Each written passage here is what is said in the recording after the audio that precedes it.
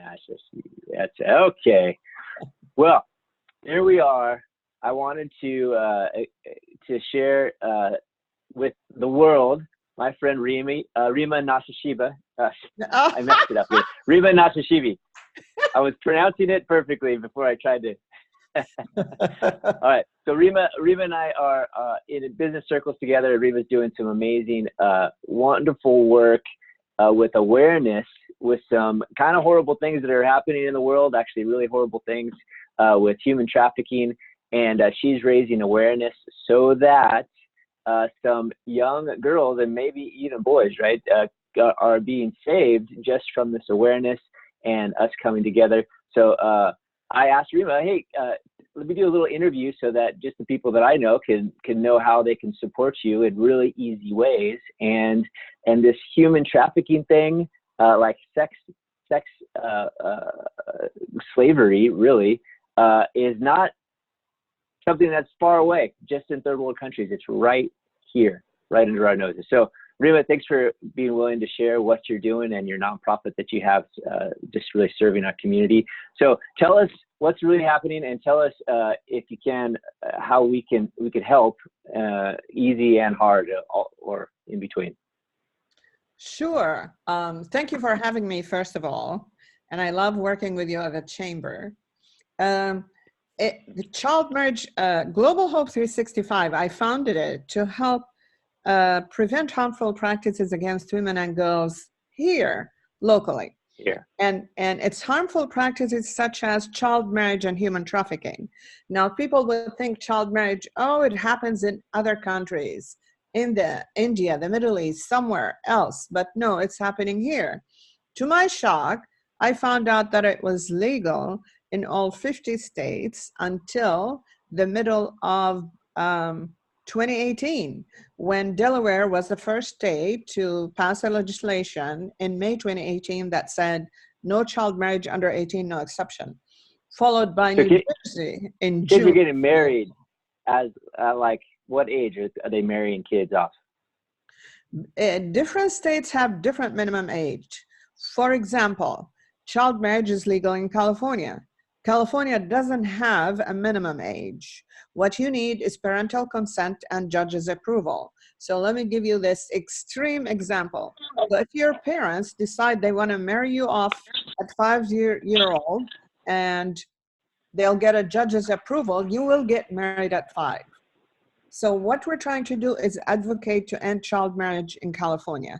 And we're hoping to pass a law, not hoping, advocating, insisting that we pass a law that says no child marriage under 18, no exception. And so just so everyone's clear, this child marriage is a way for legally to have a sex slave. This is what's happening, right? Well, it's child marriage is one way to get out of going. It's a free pass from going to jail on a statutory rape conviction. That's okay. One way. That's one way. So someone gets raped, and then instead of it going into the trial, they just marry them, and now nothing happened. Yes. So that's one way of it. Yes. The other way is when parents decide they need to get their child to marry off. We have a loophole in our visa program here in the US where people can request visas for a fiance to come in. And the State Department has issued over 5,500 visas for a minor here in California, well, in the States, that requested a much older fiance to come in, or the opposite, where a much older gentleman is requesting a child bride to come in from another country. And they've issued over 5,500 visas. And so they're trying in Congress to close the loophole on that one. But there's so many different ways. Yes. Wow, okay. Yeah, so tell us, I know you had some slides on what, just so we can understand the problem, and then also I know you have some ways that we can support the work that you're doing, and help the awareness be raised so that we can help stop this. Absolutely. Thank you for the opportunity. I'm going to start my presentation now with you. And as we mentioned, we're all about Global Hope 365 is about raising awareness, saving lives, because we're all about preventing victims of either child marriage or human trafficking from happening. Not service victim after they've been victimized, but preventing victims from happening. So,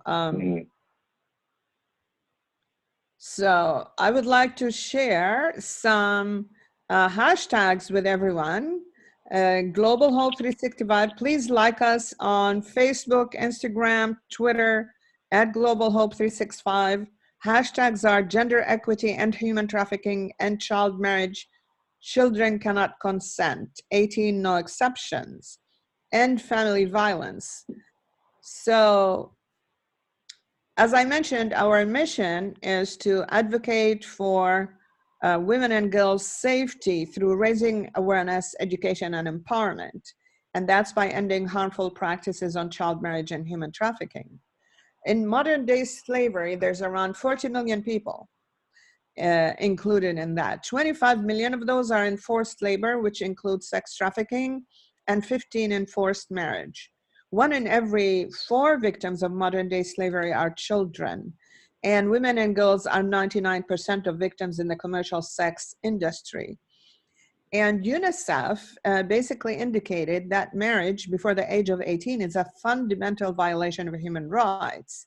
In addition, the United States has denounced child marriage as a human rights abuse in other countries that contribute to economic hardship. And that was in 2016. And I'm saying, what about our country? What about our kids?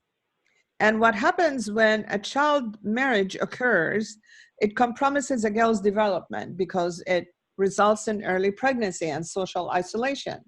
And then it interrupts their schooling and limiting the girl's opportunity for career or vocational training.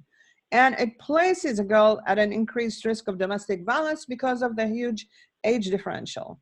And more than 2/3 of these marriages end up in divorce. And as I mentioned, it's still legal in 48 states, including California. And we had a total of 248,000 minors between the 2000 and 2010 marry as young as 12. And Pew Research Center did a research, and they basically found out that the number of children married between the ages of 15 and 17 per thousand, that the US average is 4.6, in California it's 5.5. And if you heard about the Girls' Opportunity Index, it's basically an index that's measured by the UN. It measures 5 things. It measures adolescent fertility, child marriage, maternal mortality, women in parliament, and minors who graduated from what we call middle school here. So they measure the 5 things. And we, the US, the world leader, is number 32 in the Girl Opportunity Index, below Algeria and Kazakhstan. That should tell you something. So what we're asking as far as child marriage is, help us save our children. You call your assembly member, state senator, and governor and ask them to introduce a legislation that says no child marriage under 18, no exception. And let's go to human trafficking. Human trafficking, as we mentioned, is 25 million victims globally. It's 150 billion in illegal revenue, and it's the 3rd and largest, fastest growing crime industry in the world. So if you're a victim of human trafficking, please text Be Free to 233-733 or call 888-3737-888. Human trafficking includes fraud, force, and coercion. Those 3 things have to be involved: fraud, force, and coercion. Let me share some statistics very quickly with you. Women and girls are globally are 71% of all trafficked victims detected globally. Females represent 96% of victims trafficked for sexual exploitation. Male victims represent 82% of trafficking for organ removal. And California is ranked #1 in the country for calls to the National Human Trafficking Hotline. And human and sex trafficking up 842%, California leads. San Diego ranked among the top 13 counties in child trafficking. But we have an awesome district attorney in San Diego called Samar Stefan, and she has rolled out a human trafficking awareness program in all public schools in San Diego. And we're trying to get that rolled out in Orange County. We met with the Orange County district attorney, and they indicated they do not have the time to fundraise for such a program, but I will. And so there are warning signs for teachers and parents about victims of human trafficking. If you're missing school frequently, signs of drug abuse, new and expensive items purchased, new and multiple cell phones, changes in behavior, disinterest in activities they used to like, they avoid making eye contact, homelessness, habitual runaway, physical injuries or malnourishment, presence of an older or controlling partner, knowledge of trafficking industry, of the trafficking industry and slang, and graphic or inappropriate online profile, and offer of a high-paying job that is too good to be true. So persons not control of their own identification documents. So they ask teacher to look mainly for all these signs. Plus, you know, if they see them wearing designer items that they haven't worn before, 2 cell phones, and they look exhausted, they don't make eye contact, you need to look at things again.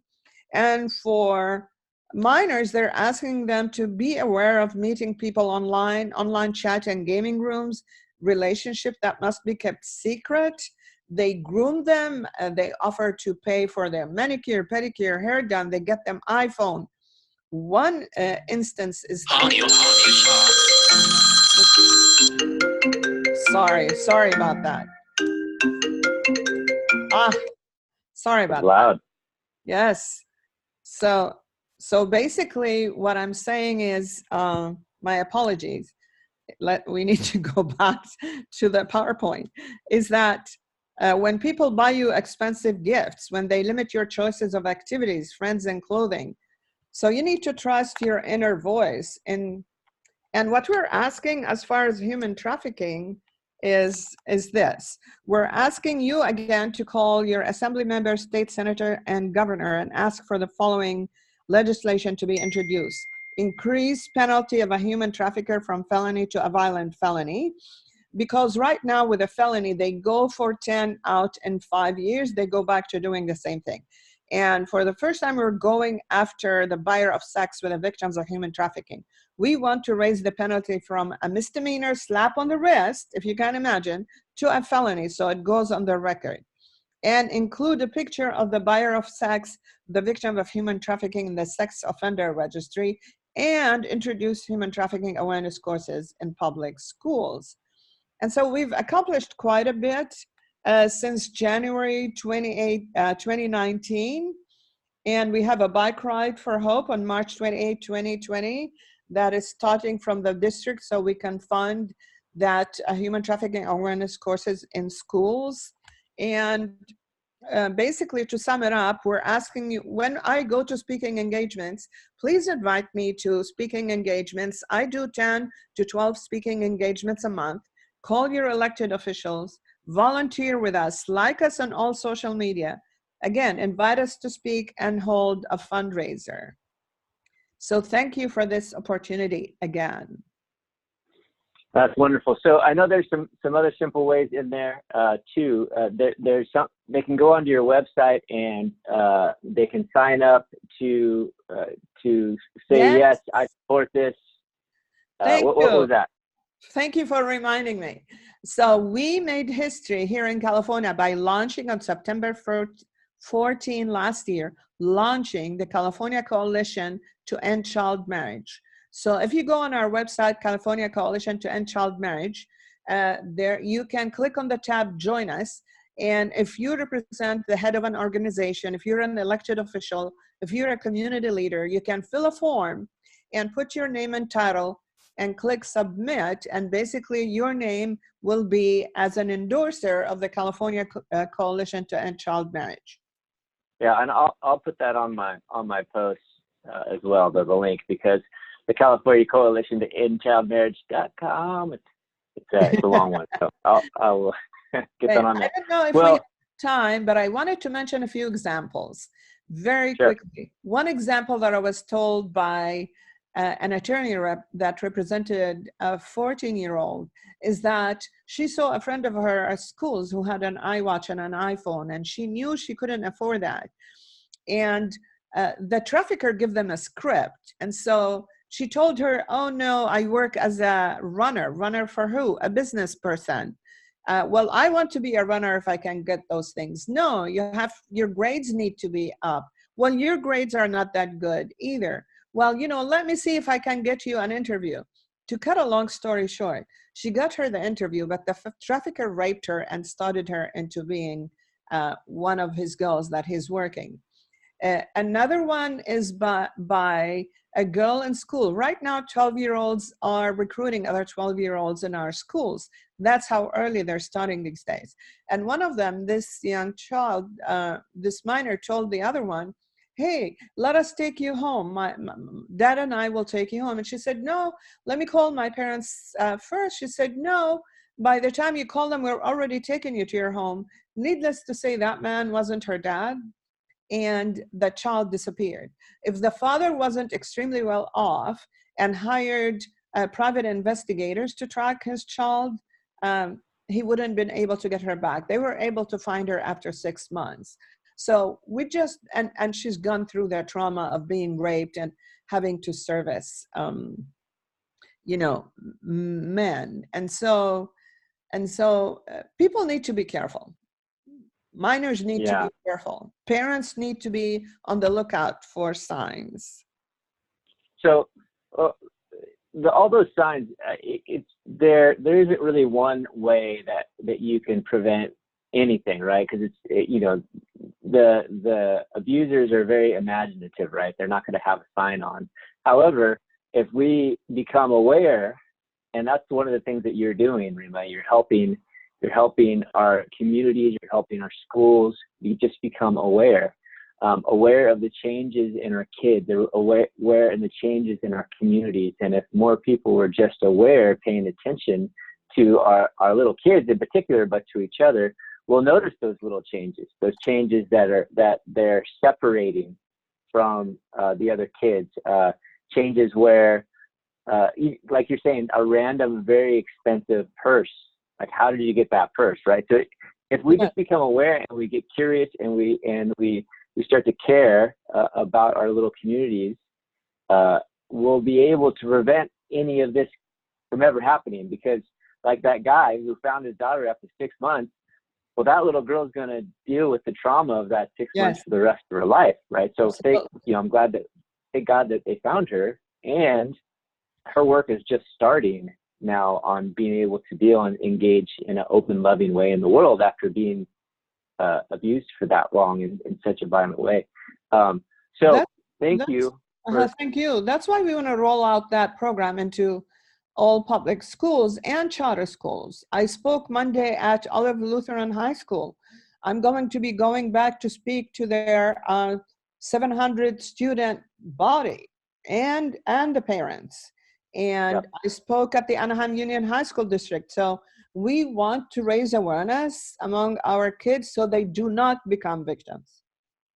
That's great. Well, thank you so much for being willing to talk with me, and hopefully we'll get a couple people that want to support you.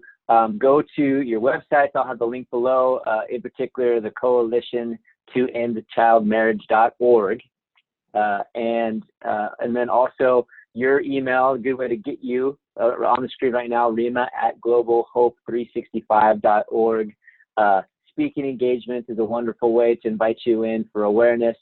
And then they can support you with money, because it takes a lot of money to start these school systems, school programs for awareness. Millions, right, to get the programs rolling. And then also the bike ride that's coming up is a good way to support your organization. And then this slideshow, this information, is there a way that if someone wanted to see those slides again, that information, is that somewhere that someone could see? Well, it's not, because that's what I use in my speaking engagement, but what I could do is send you the abbreviated slides that I just went through if you want to post them somewhere. But basically, I have a longer presentation. Yes. Okay, great. All right. Well, good. Well, God bless you for your work in the world, and thanks for spending some time with me. Thank you so much for this opportunity, Javon. I really appreciate it. Yes. All right. All right. Oh, whoops. I got to stop. No. There we go.